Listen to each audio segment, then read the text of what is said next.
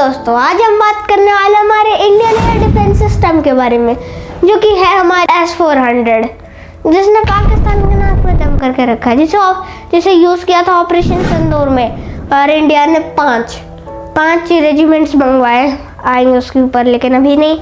अभी हम बात करते हैं उसके कंपोनेंट्स के बारे में। लेकिन उससे पहले मैं आपको बता दूं कि इसका निकनेम है सुदर्शन चक्र, जिसे कृष्ण जी इस्तेमाल करते हैं अपनी एक उंगली से। हाँ, तो हम कहाँ पे थे? हाँ, तो हम थे हमारे कंपोनेंट्स। तो इसके 4 कंपोनेंट्स हैं। अगर कोई सा भी एक कंपोनेंट नहीं रहता तो वो S-400 काम का ही नहीं है। तो हमारा पहला कंपोनेंट है रडार व्हीकल। अब रडार व्हीकल की एक बड़ी सी एंटीना होती है जो 600 किलोमीटर के दायरे पे पहले दुश्मनों को छानबीन करती है, तब जाके वो एक दुश्मनों को जब ढूंढ लेती है तो उनका वेट करती है कि वो 400 किलोमीटर के दायरे में आती है। और जब वो आती है तो वो फायर कमांड व्हीकल को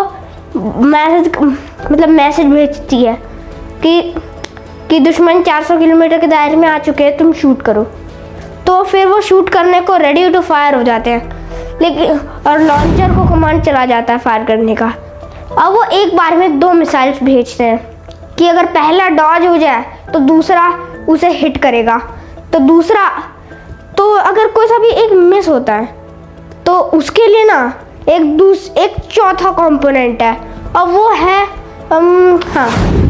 कमांड व्हीकल। अब कमांड व्हीकल का काम ये है कि वो अपने बड़े से पिलर जैसे एंटीना से चेक करता है कि दुश्मन को टारगेट ने हिट कर दिया, मतलब कि टारगेट हिट मिसाइल को कर चुका है। तो मतलब मिसाइल टारगेट को हिट कर चुका है। अगर नहीं तो वो दूसरा मिसाइल फायर करता है जो उसे हिट कर देता है। अब वो 1 सेकंड में 5 किलोमीटर चला जाता है, और इंडिया का पूरे दुनिया का सबसे फास्ट है जो 1 सेकंड में 1 किलोमीटर चला जाता है, तो वो भी हार जाएगा, क्योंकि फिर तो S-400 अपनी मिसाइल को 1 सेकंड में 5 किलोमीटर भेज देता है। तो इसको कोई भी इग्नोर नहीं कर सकता है, जिसकी वजह से ये बड़ा पावरफुल है।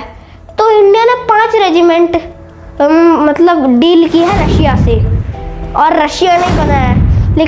लेकिन आपको एक बात बताऊं कि रशिया ने खुद के लिए S-500 बना लिया है, और बाकियों को उसके कम का दे दिया। अब उसकी company MTCR missile technology control regime, और इसका हिस्सा इंडिया के अलावा कुछ कंट्रीज हैं, लेकिन चाइना और पाकिस्तान नहीं है। उन्हें देना भी नहीं चाहेगा, क्योंकि उन्हें पता है कि चाइना और पाकिस्तान किस तरीके की कंट्रीज हैं। तो चाइना ने तो फिर भी डील की थी, पैसा दिया S-400 का, और S-400 की सिर्फ कवर दी, मतलब सिर्फ उसका ट्रक्स और कंपोनेंट्स दिए।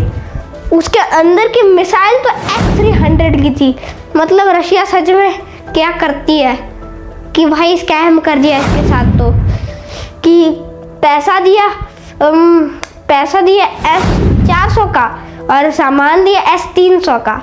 ये तो वो वाली बात हो गई कि नई बोतल में पुरानी शराब। वैसे एक कहावत है, इसको सच में सीरियसली मत ले लेना, ये सिर्फ एक कहावत है।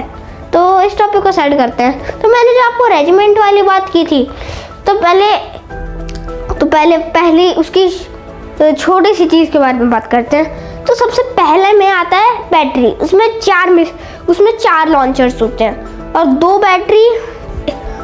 बैटरी में 8 लॉन्चर्स, और 2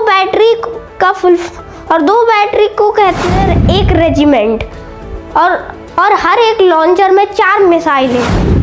तो इसमें कैलकुलेशन करने से पता चलती है कि एक रेजिमेंट में 32 मिसाइल्स है, और इंडिया ने तो 5 ऑर्डर किए हैं, तो उसमें 160 मिसाइलें हैं, और इंडिया ने 1000 एक्स्ट्रा भी लिया है।